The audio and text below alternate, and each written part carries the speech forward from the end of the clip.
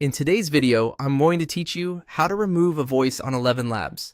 If your voice list has gotten crowded with tests or duplicates, I'll show you exactly where to go and what to click so you can clean things up confidently and avoid mistakes. Before we begin, make sure you're signed into your ElevenLabs account in a web browser. Once you're in the app, look to the top navigation and click on Voices. This takes you to the central place where voice profiles are managed. Think of it as your control room for everything related to voice creation, cloning, and selection. You might see a few different sections here, but don't worry. We're heading straight to your personal collection in the next step. Now, switch to My Voices. This view shows the voices you own or have created under your account. If you're seeing a lot of community or public voices, you're likely in the voice library. Just make sure you're on My Voices. So you're looking at items you can actually manage. Give the page a moment to load if you have many voices. Previews and thumbnails can take a second to appear. It's a good idea to quickly review the voice name and play a short sample, so you're absolutely certain you're targeting the correct one.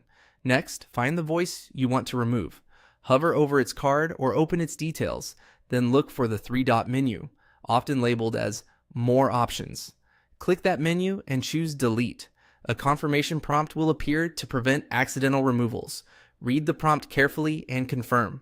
Once you do, the voice will be removed from your My Voices list and it will no longer show up in dropdowns when you generate speech.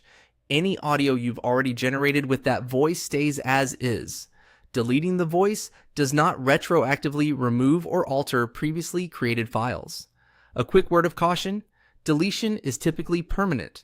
If you're unsure, pause for a moment and double check you've selected the right voice by confirming its name and listening to a brief preview. If you don't see the delete option, it usually means you don't have permission to modify that voice, or you're viewing a voice that isn't part of your personal collection. In that case, make sure you're on My Voices under the correct account or workspace and refresh the page if needed.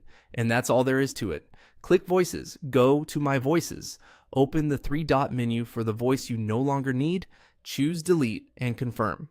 Keeping your voice list tidy makes it easier to find the right profile fast and reduces mistakes in production. Thanks for watching and happy creating.